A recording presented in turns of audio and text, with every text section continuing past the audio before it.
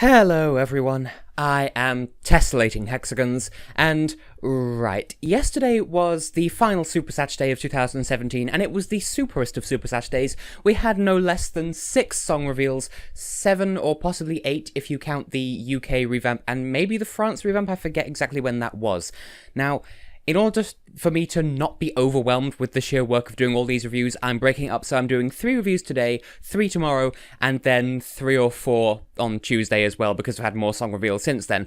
So, in the order that they were revealed, I'm starting with Azerbaijan, the self-proclaimed land of fire. Now, we've known for quite some time, in fact practically since the start of the season, that they're going to be represented by Diana Hajieva, or Dihaj for short, and to this day I'm not sure whether to capitalise the H in her name or not, because on one hand they do on Eurovision.tv, but then they also don't elsewhere on Eurovision.tv, so it's kind of confusing. But anyway, they credit her as Dihaj, and her song is called Skeletons. It's completely in English, as are most songs this year. Please don't shoot the messenger for that, seriously. We in the UK wouldn't enforce this if we were given the choice.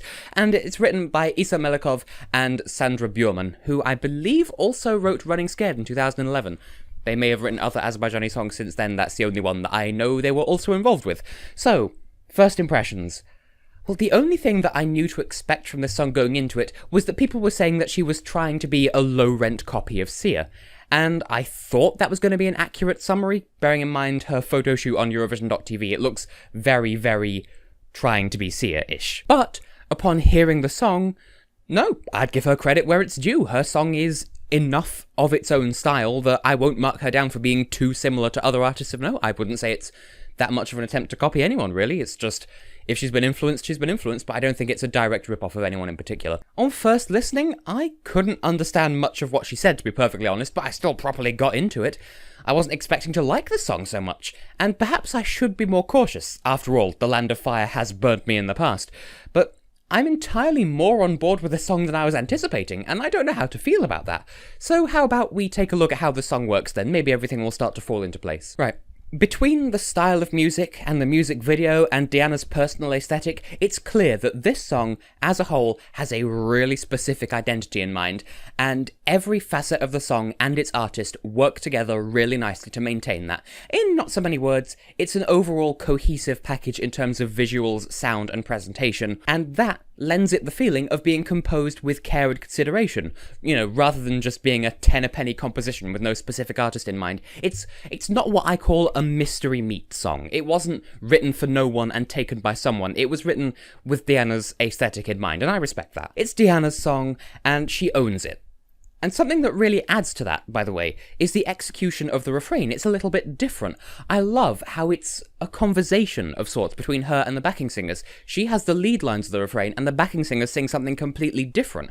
And that creates an interesting sort of dichotomy that adds to the song's texture and narrative. Okay, I'm going to stop right there and say that was a very poncy explanation, but to be less academic about it, she sings, her backing singers sing something else, and I like it. It sounds good, it gives the song a nice texture. Another thing that I really enjoy in this one is the prevalent rhythm throughout. It's got a strong, infectious beat, at least when the song wants to be loud. When it wants to be quiet, the beat is still there, but instead of being the kind of heaviness, it's this plosive synth beat that more or less functions like a metronome. It's like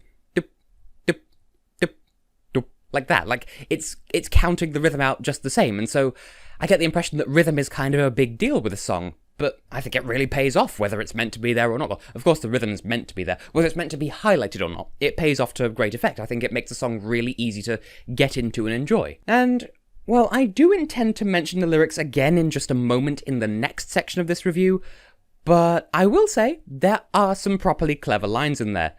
Immediately what comes to mind is, talk is cheap, don't speak in tongues. Intentionally or otherwise, that sounds almost profound. That, again, feeds back into the song's overall identity and texture. This song knows things. And for that, it commands my respect. As for why people might not like this one as much as I do, well, I feel as though I might be annoying some people in the audience here by saying this, but I feel like it has a similar problem to Armenia last year, because, heaven forbid you mentioned Azerbaijan and Armenia in the same breath, but it's true. The song, as a whole, is hugely enjoyable, to me at least, but I can barely understand a word she says throughout. It doesn't hamper my enjoyment of the song, but it does affect my understanding of it, because I have no idea what's going on. Still, it sounds like she's singing whatever she's singing with conviction, so, whatever. If her diction is better on stage in Kiev, then it won't be a problem at all. I mean, Armenia last year, it took me quite a long time before I could understand what the chorus of that song was, but I understood it in the end. I feel like it's going to be a similar story with this year. That's just as far as that comparison goes. It shouldn't harm the song too much, it's just something that's there. And the other main thing that I suppose doesn't really help as far as her vocals go is that some of the lyrics are a bit on the nonsensical side. Like, some are that flavour of English where it's not technically wrong, but it's also absolutely not what a native speaker would say. Of course, that's fine, because she's not a native speaker. She doesn't have to be. It's just, there's something in the grammar that kind of flags to native speakers that it wasn't written by a native speaker. That's not wrong or bad, it's just, it's something that we can pick up on, that's all. Stuff like deep into, or deep and to, it's hard to tell which one, but deep into high extremes. It's not wrong, it just sounds a little bit strange to a native ear, but if people don't speak it natively, they won't be able to tell, so not a big deal, but someone might pull a song up on it. Ultimately, it's not bad, it's just the intended meaning might be a bit lost depending on what it is she's saying at the time, but that happens from time to time elsewhere in the song as well. It's not the biggest of deals, really. Now, I do have one more concern, but it's not quite as tangible as the other two.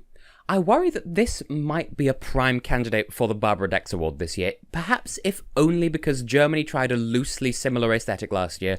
If Diana does go down the Sia route in terms of how she dresses herself and all that stuff, coupled with staging similar to Germany's last year, which I'm not saying that they will, it's just they might, that is a possibility, then it might put people off taking the song seriously. But then again, this is Azerbaijan. Their live stagings tend not to disappoint, even when the songs do, and even that's fairly rare. So we'll just have to wait and see what happens, but I imagine it's going to be something to watch. Whether it works in her favour or not, we'll just have to wait and see. Now, distilling my thoughts down into arbitrary numbers. For me, personally, in my heart, I feel as though I should give this song a 10. I fully admit I'm being an absolute sucker for this song. I'm falling head over heels for literally every trick they're pulling, but I'm doing so willingly. It's just so genuinely enjoyable to me. I like the rhythm, I like the execution, I like the dynamic between Diana and her backing singers. This is totally a song I could get behind.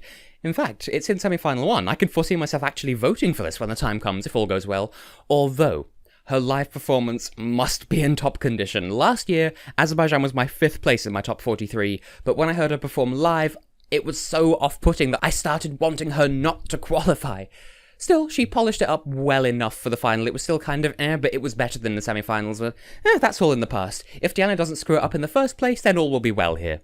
Now, as for my mind, my left brain, the, left brain, I work hard till my inevitable death brain, as far as that side of my brain is thinking, technical score, I'll give it an 8. When all is said and done, this is a very solid entry from Azerbaijan.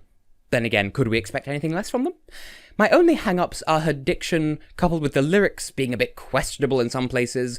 Also, I suppose it's only fair that I mention that the song style is a bit on the predictable side once you've heard how it starts, because I had the same issue with Switzerland, and it's kind of not fair if I let my bias in favour of enjoying this song cloud my judgment, so if Switzerland did it wrong, I'm going to have to pull Azerbaijan up on it as well. It's a touch predictable, that's all. Still, perhaps it is a little derivative, but whether it is or not, I still enjoy it, but I must still make note of it just the same in the technical score, just so it's fair. If it helps at all, think of my personal score, like I said, as how a televoter would think, and my technical score as how the jury should think. That's why I have to be a little bit stricter when it comes to what songs do in this section of the review. Now, let's put it next to Samra's song and see how it fares. Generally speaking, Azerbaijan are, as I said, the land of fire. Not only traditionally, but also in their music industry as well, am I right? True, oftentimes they're accused of outsourcing to Swedish writers or whatever, but even if they do, they've got good taste in who to hire, what can I say? Apart from the occasional blip every now and then, their songs tend to be, well, absolute fire, that's the pun here. Last year and this year both fall right into that, in my opinion. Both are infectiously catchy and highly enjoyable, but I'm giving the victory here to Dihaj. Her song is comparatively more stylized and focused, and I am still a little bit once bitten twice shy over Samra's terrible live performance last year. With any luck, Diana won't have the same problem when she gets to Kiev, and that's what I'm counting on with this judgment, so we'll see what happens, but I feel fairly confident in this particular judgment here. Now, will we see it in the final? Well, having said everything that I've said, I think this is absolutely a safe bet to qualify, really. It has all the sass and circumstance of Samra's song, which qualified, but with extra style, extra concentration, and maybe minus the risk of an awkward live performance in the end. And besides, if Samra could qualify with a performance like hers, sorry by the way for mentioning it so much, it makes such a brilliant example for what I'm talking about here, then I'd say that Diana probably will qualify almost regardless of how things go on the night. Maybe that's overly generous. It's not predetermined by any means. I just think that she seems like a bit more of a seasoned professional when it comes to performing live. Maybe I'm wrong about that. After all, there were some rumours that she was going to be one of Samra's backing singers last year, and she wasn't. She was at first, but then she was ultimately removed in favour of, I think a Swedish backing singer, but she had some experience there, and I think she'll do fine on her own here as a lead artist. In the end, this song is likely to garner support from the public, and I think the juries might have enough respect for the composition of this one to put it through as well. But we'll have to wait until the semi-finals happen to be absolutely sure, even though I said it was a sure qualifier. Contradiction. Anyway, for now, I will say, good luck Azerbaijan, you are riding high at the moment, and what more can I say apart from, well, brush up on your diction, and we'll see you in Kiev. Good luck.